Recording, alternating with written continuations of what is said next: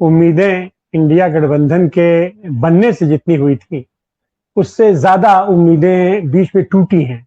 लेकिन आज ये जो बैठक हुई है और उसमें बॉडी लैंग्वेज आप लोगों की देखिए, और अंत में जो संबोधन रहा है खड़गे जी का, ये सब बहुत ही सकारात्मक भाव पैदा करता है। आप कह रहे हैं कि तो ये तो मस्खरापन, तो इन लोगों ने खुद अपने आप को मजाक का पात्र बनाया है। और ये जो काकरोच जनता पार्टी आई है, काकरोच जनता पार्टी मजाक मजाक में ही आई है। और आज की तारीख में वो मजाक मजाक में ही वहां जितने लोग आए थे वो सब लोग आए थे। हमारे यहाँ ये है कि जब कोई मदारी आता है और जमुना जब डमरू बजाता है तो दर्शक लोग आ जाते हैं, तो उसमें काकरोच जनता पार्टी से लोग नहीं थे। उसमें अगर आप उठा करके देखिए तो प्रतिबद्ध लोगों में आपको लाल झंडा वहां दिखाई पड़ेगा।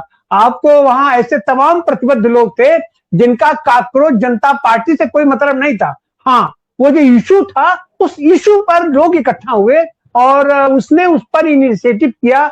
कोई भी नया आदमी आएगा अपना, जिसकी अभी कोई पहचान नहीं, अभी कोई कुछ नहीं है, तो एक तो उपहास रहता है कि कौन है क्या है वो हुआ। लेकिन उसके आने के साथ ही उसके साथ जो जो चीजें हैं हमारी उसके प्रति शुभकामना है। अब हम तो ये मानते हैं कि अगर फिर तालाब में कोई भी एक कंकड़ अगर पड़ता है तो हम उस कंकड़ का स्वागत करते हैं, क्योंकि उसने कुछ तो लहर उठाई है। डॉक्टर साहब, हम तो इंडिया गठबंधन के बारे में बात करेंगे। कांग्रेस जनता पार्टी का केवल एक इशू था, उसी के ऊपर मैंने बात किया। आ रहे इंडिया गठबंधन के लिए अब जो इसके बाद ईमानदारी के साथ होना चाहिए कि गठबंधन चलाने का अनुभव किसके पास है। वो अनुभव कांग्रेस के पास नहीं है, वो अनुभव और लोगों के पास नहीं है। वो अनुभव अगर सफल अनुभव किसी के पास है तो वो लेफ्ट के पास है।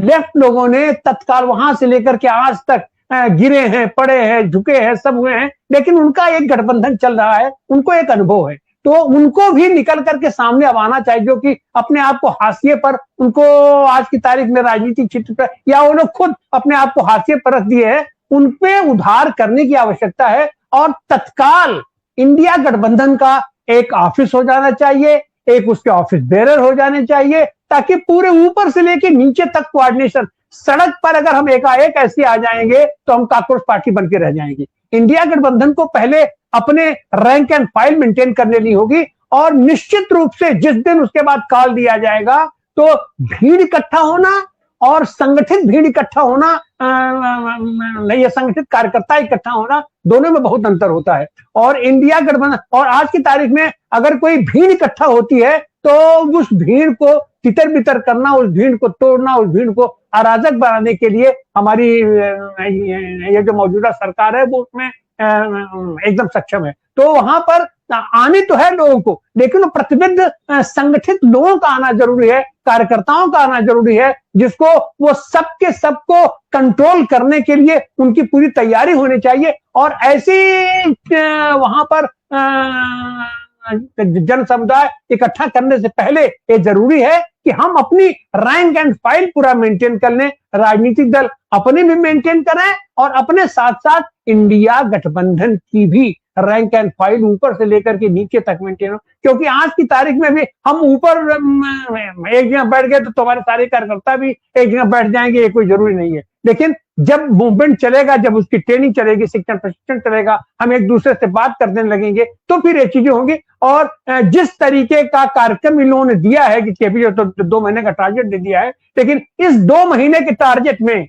अगले बैठक से पहले हमें ये सारी चीजों करके एक सांगठनिक शकल और नीचे से ऊपर तक रैंक एंड फाइल मेंटेन करके, और निश्चित रूप से अब जो हुआ है ये इसमें दिखाई पड़ रहा है कि ईमानदारी के साथ अब व्यवस्था परिवर्तन के लिए संघर्ष का आह्वान है। इसके पहले जो कुछ भी होता रहा है वो केवल सत्ता प्राप्ति के लिए होता रहा है, लेकिन इस बार ऐसा लग रहा है कि इस बार सत्ता प्राप्ति नहीं है। इस बार का हमारा प्रयास, इंडिया का प्रयास व्यवस्था परिवर्तन के लिए है, क्योंकि उसके साथ आर्थिक नीतियां आएगी, विदेश नीतियां आएगी, राजनीतिक नीतियां आएगी, सामाजिक नीतियां आएगी। ये भी सब पूरी अपने ये कार्य दिशा भी हमको तय कर लेनी पड़ेगी, और फिर उस पर अगर होगा, और हमें उम्मीद है, हम यही करते हैं कि सब लोग एकजुट होकर के, और जो लोग अभी बाहर भी हैं उनकी नाराजगी छोटी बहुत हो सकती है। देखिए, राजनीति कोई भी अस्थायी दोस्त दुश्मन नहीं होता, तो वो सारे लोग भी देर सवेर सब लोग आएंगे, क्योंकि जब धार खींचेगी आर पार का तो उसमें वो सीधे सीधे जब पाला खींचता है तो लोगों को आना पड़ता है। ये सारे साथी जो उनके अपना जिनकी तात्कालिक नाराजगी हो सकती हो, ये स्थानीय नाराजगी हो, समसामयिक नाराजगी हो, लेकिन ये सारी नाराजगी दूर हो जाती है। और हमको लग रहा है कि अब इंडिया गठबंधन सही दिशा पर चलने का प्रयास शुरू किया है और आगे भी चलेगा। जी सर। बहुत बहुत शुक्रिया।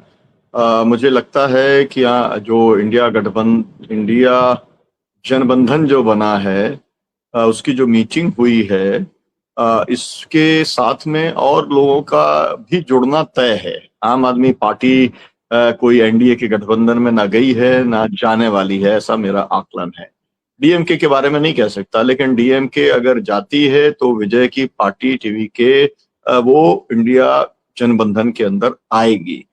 यानी ये है कि आप अगर काम करेंगे, और असल में ये काम तो तभी शुरू हो जाना चाहिए था, इंडिया गठबंधन जब बना था उसी दिन से कार्यालय शुरू हो जाना था, उसी समय स्टीयरिंग कमेटी बनानी थी।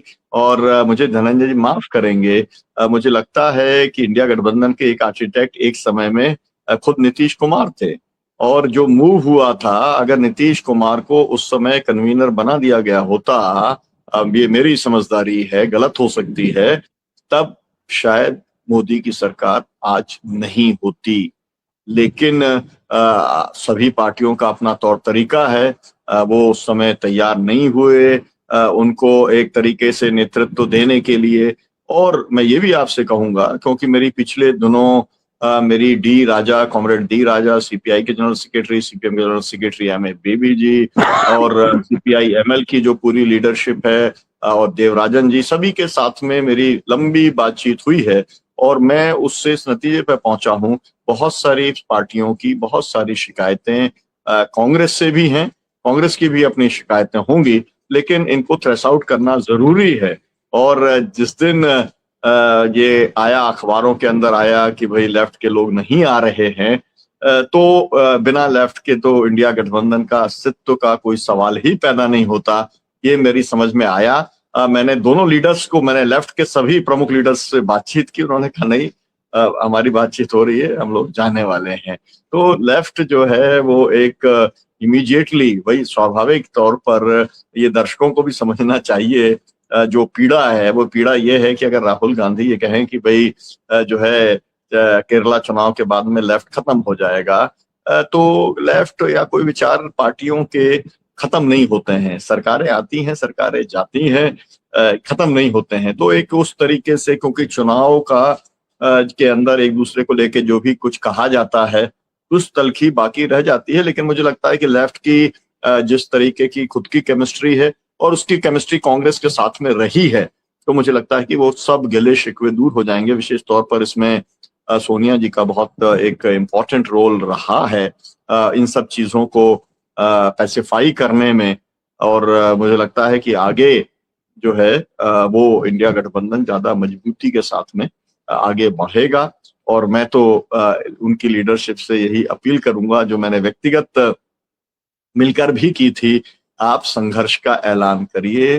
देश की जनता संघर्ष करने के लिए तैयार है, लीडर तैयार हैं, नहीं तैयार हैं वो मुझे मालूम नहीं है, लेकिन देश की जनता तैयार है, ये मुझको मालूम है।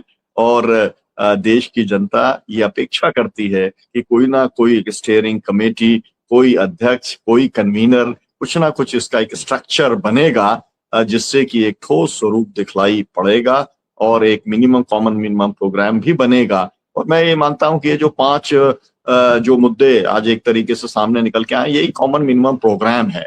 और इसके अलावा तो मोटे तौर पर लेफ्ट के और कांग्रेस के और समाजवादी पार्टी के और आरजेडी के, मतलब इन लोगों के जो इश्यूज हैं, उनके अंदर कोई बहुत ज्यादा सामाजिक, आर्थिक और जो तमाम सारे सवाल हैं या विदेश नीति के सवाल, इसमें बहुत ज्यादा अंतर नहीं है। लेकिन जब पहले बीच में एक वर्किंग ग्रुप बने थे, वो पब्लिक डोमेन में नहीं आए, वो ग्रुप बने थे उसमें, क्योंकि मेरे बहुत सारे मित्र थे, तो उसकी लेकिन मीटिंग ही नहीं हो पाई।